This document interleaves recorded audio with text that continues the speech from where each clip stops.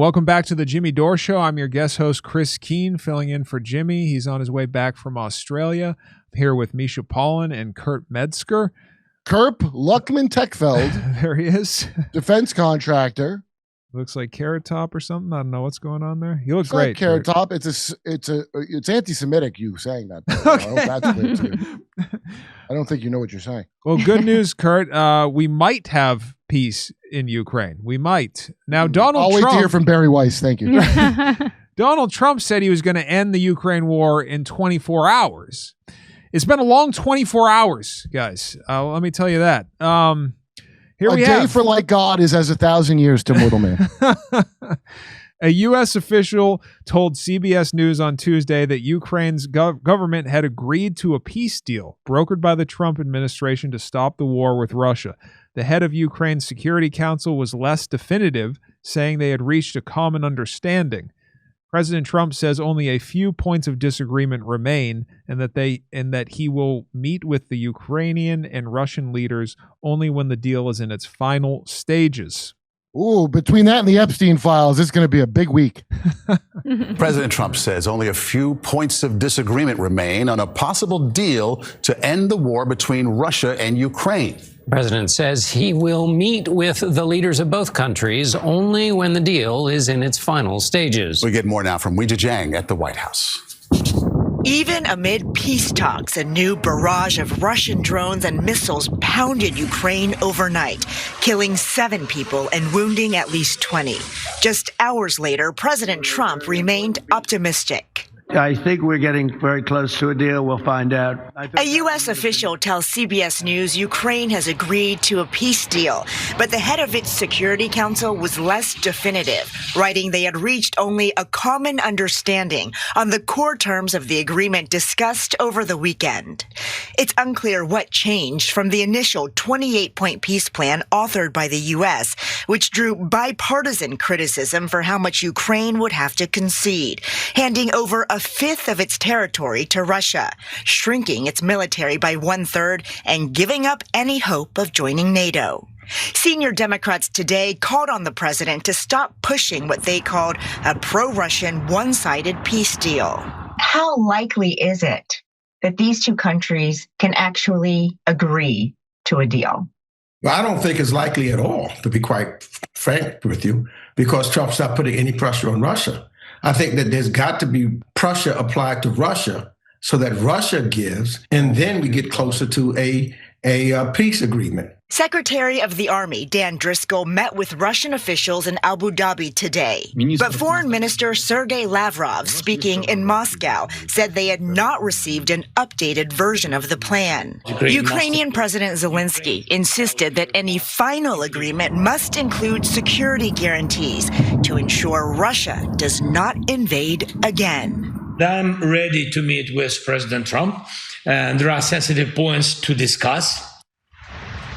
Tomorrow, shuttle diplomacy will be on full display, with President Trump directing key negotiator Steve Witkoff to meet with Putin in Moscow, and Army Secretary Driscoll to meet with Ukrainian officials. And depending on how much progress is made, Zelensky could soon come to the U.S. to meet with Trump. Okay, Weijia Jiang at the White House. Thanks so much. You know, Zelensky wanted to pull out 3 years ago, and Boris Johnson. What you have to do is keep Boris Johnson from getting on the grounds at any time. And queering the deal, because the idea that it's hard for them to make peace, they had a peace deal, if you recall, where it could have all been over right away. But scumbag Europe wanted to keep going, and also it's just the NATO in general. Can we leave NATO? What I'd like is them to sign a deal where we leave NATO. Now you're thinking. I like that. Dude, I talk to friends in New York, and they're dumb as shit, and they don't know anything, and they really are like, haven't thought about this in a while, but they're still rooting for good old Zelensky. What a hero. Yeah, I've noticed people don't even think about Ukraine anymore. I never hear people talk about it. That it was the most viral thing ever. Everyone had the flag in their bio. Now you never see anything. And then I have a lot of friends, though, that ask, why wouldn't you want to keep supporting Ukraine? And here is why. With my money or my tweets? Right, exactly. We $174 billion, and we've probably spent more than that, as Kurt pointed out earlier. $174 billion on another country's war. And as I've pointed out a million times today, We have 35 million people living in poverty, over 500,000 homeless people, 21 million people with no health care. We had people who couldn't get. We had people who couldn't get SNAP benefits. Guy can't get a sandwich in New York, but we have $174 billion to give to spend on Ukraine. So yeah, no, dude. Do you ever fly into Chicago and they were doing do you want to give your change to Ukraine when you'd self checkout at the air? Wow, I couldn't believe it, dude. Oh, you need my change too? Ukraine don't want to fight the war, and the reason I know is because they have to keep stuffing people into vans to make them do it. And this is also very anti-Semitic because Israel needs this money. You know, we can't be. And thank you, Chris. You already said my next point. We already have a first wife. Okay, it's right, time to tell our side piece. Hey, your money's on the dresser. I'm finished with you. All right. Tilted heavily towards Russia's aims, the U.S.-backed proposal presented to Ukraine last week set off alarm bells in Kyiv and other European capitals. Ukraine and its allies offered a set of counter-proposals that revamped the plan's points. Ukrainian and European leaders expressed optimism about the talks' momentum, but awaited responses from Washington and Moscow that are crucial.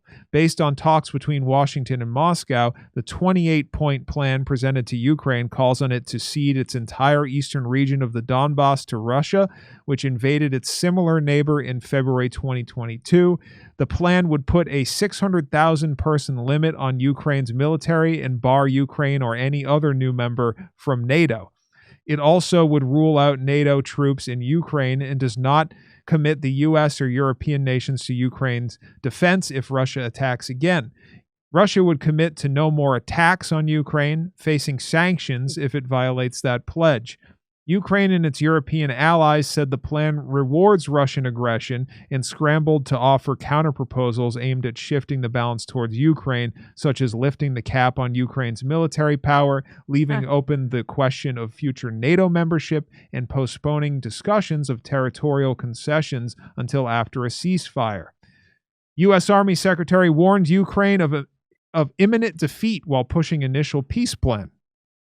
In a meeting with Ukrainian officials in Kyiv last week, U.S. Army Secretary Dan Driscoll delivered a grim assessment. Driscoll told his counterparts their troops faced a dire situation on the battlefield and would suffer an imminent defeat against Russian forces. Two sources with knowledge of the matter told NBC News. The Russians were ramping up the scale and pace of their aerial attacks, and they had the ability to fight on indefinitely, Driscoll told them, according to the sources. The situation for Ukraine would only get worse over time, he continued, and it was better to negotiate a peace settlement now rather than end up in an even weaker position in the future. And there was more bad news. The U.S. delegation also said America's defense industry could not keep supplying Ukraine with the weapons and air defenses at the rate needed to protect the country's infrastructure and population, the sources said. And here we have the lovable Mitch McConnell, everybody. Oh, wait, he's alive? I'd love to get advice on war from the guy who supported Iraq and Afghanistan for 20 years. Is he still there, or did he finally resign? No, I think he's still there as far as I know. You're joking. Okay. Mitch says, I'm told that to criticize a proposed deal that initially hewed closely to Russia's preferred outcome is to misunderstand or misstate some critical reality on the ground. So let's talk about reality on the ground. This fall, Ukrainians were polled on their views of war termination. Overwhelming majority would reject plans to constrain Ukraine's military and forfeit territory they controlled. 76 say they would fight on in the absence of U.S. support. In other words, a peace deal that doesn't secure Ukraine won't actually stop the killing. The price of peace matters to Americans, too. Demand for Ukraine to give up territory is a fringe position among Trump voters. More popular, sanctions on Russia and support for Ukraine. Yeah, I think there's a difference between thinking that Ukraine should give up territory and Russia should win the war. More popular with who? The other turtle people? Well, no, I mean, I understand not being, of course, I don't think many people are on Russia's side in this conflict. I'm on Russia's side. I'm fully on Russia's side. Kurt is on Russia's side. But Ukraine's not even a real fucking country. The point here is that the U.S. can't afford Ukraine, to be funding this for for endless amounts of years. Conclusion, the most basic reality on the ground is that the price of peace matters. A deal that rewards aggression wouldn't be worth the paper it's written on. America isn't a neutral arbiter. The aggression was Ukraine. Ukraine was the aggressor. Ukraine was the goddamn aggressor. Shut the I hate that turtle. Why is he still alive? Well, here's a friend of yours, Kurt. This guy has a Ukraine flag in his bio. He's the last one left. Good. Hey, does anybody know when Trash Day? I got to throw out a big box of Ukraine flags, BLM signs, and COVID masks. Yeah. Imagine China occupying California, Nevada, Arizona, and Oregon, and then the EU telling America, make a deal with the occupier or we won't support you. Absurd, right? No country would accept that. Yet this is exactly what Ukraine is being told today. What we said to Palestine. And let's not forget, Ukraine gave up the world's third largest nuclear arsenal under U.S. security guarantees. They trusted America.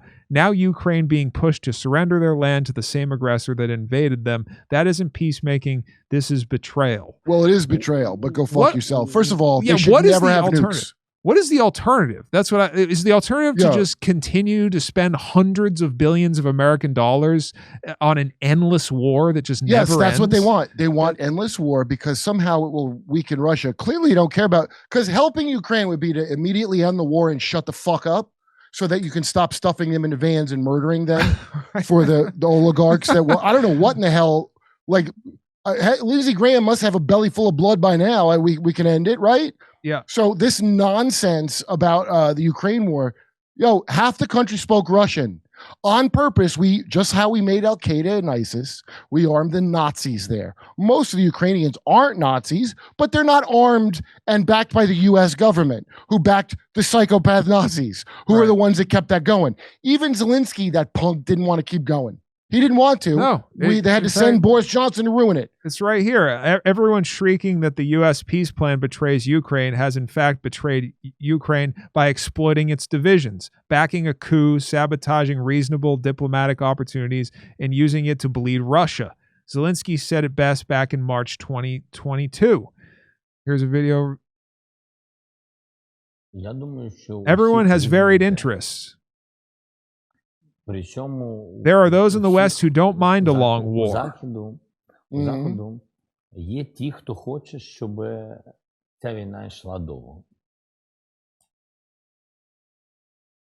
Because it would mean exhausting Russia, even if this means the demise of Ukraine. Oh, you don't say. Yeah, exactly. And comes at the cost of Ukrainian lives. This is definitely in the interest of some countries. I have a feeling we're one of those some countries. But not as much as Europe. And the problem is, at the end of the day, British soft power and all those scumbags in the EU, they're kind of still the top of that little New World Order plan. Yeah. Here we have Claire Daly saying, once upon a time, even mentioning the Istanbul talks would earn you years of harassment and smearing as a stooge. Now, after 4 years with 1.4 million dead and Ukraine destroyed, the Irish Times finally acknowledges this horrific war could have been ended with better terms for Ukraine in 2022. This means that although Ukraine and its European allies can influence Trump, particularly if Vladimir Putin is how do I say that? Intransigent. I'm a moron. They will probably have to accept. Idiot, Chris. They will probably have to accept some version of his peace plan. If this happens, the tragic irony will be that Ukraine and Russia came close to a peace agreement in April 2022, less than 2 months after the full-scale invasion that was in many respects more favorable to Kyiv. This is what you were saying earlier, Kurt. We reported on it back then. Yeah, a draft communication from the Istanbul talks on April 15th, 2022, offered a more robust security guarantee, including the imposition of a no-fly zone over Ukraine in the event of renewed Russian aggression. It did not involve sweeping territorial concessions on Ukraine's part and treated most territorial issues as unresolved with no Western recognition of Russian control of occupied areas. Under the 2022 plan, Ukraine would have become a neutral state and would renounce NATO membership, but would be allowed to join the EU, just like under the new plan. Both plans reaffirm Ukraine's non-nuclear status and a full judicial amnesty for war crimes. An estimated 1.4 million people, 1 million Russians and 400,000 Ukrainians, have died since the start of the current conflict, almost all of them since the Istanbul talks in April 2022. Do you see these idiots that go, Ukraine gave up their nuclear weapons? Yeah. Are you out of your mind? Of course they should give those up. The most corrupt country in Europe. Do you understand how bad it is to be the most corrupt country in Europe? That Belgium is in Europe. Yeah. It just blows my mind that we see this time and time again where we have these endless wars and you get to the end of it and things end up worse than when they started. And what do we learn from this? Yeah. Chris? What does that teach us? What does that teach us, Kurt? It teaches the New World Order thing is real and we're going to move toward that no matter what. Okay. They all say it. Well, that's they all good. say it, right? Condoleezza Yes. Rice, the great Condoleezza Rice recently said, hey, kids, you understand about Ukraine. Do you want because apparently, like the Highlander, there can be only one at the end of the game. Okay, they all think that. They all say it. I don't think that. I love that you do Highlander. I love that movie. That's from like 40 years ago. There can be only one. It's a great do you want it to sci-fi be Russia? movie. You guys should watch Do you want it to be it. Russia that doesn't even have a good LGBTQ plus program for your kids? Well, I hope this piece is going to be real this time. It's unbelievable to me that 1.4 million people are dead. I don't think continuing that is the answer. That's Israel's goal number. That's what they accomplish of killing off Ukrainians with this bullshit. Israel's like, we want to keep it going until we get, because there's only, 2 million people in Gaza? Half of the Israeli population wants to hit numbers like this. Well, that's a whole other topic, Kurt. Now we're getting off track here. They're all connected. It's all the same bullshit.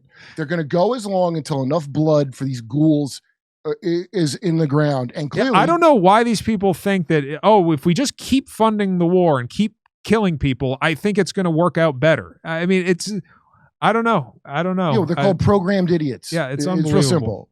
Well, or they've forgotten about it. Honestly, I look at this the way Trump looks at Epstein. Like, you're still talking about Ukraine? Yes, exactly. Yeah, it's unbelievable. Anyways, I hope this is the actual end of this. Come see me on tour in Pottstown, Pennsylvania, Waikiki, Hawaii, and the Comedy Store in Los Angeles. Go to jimmydore.com for a link for tickets.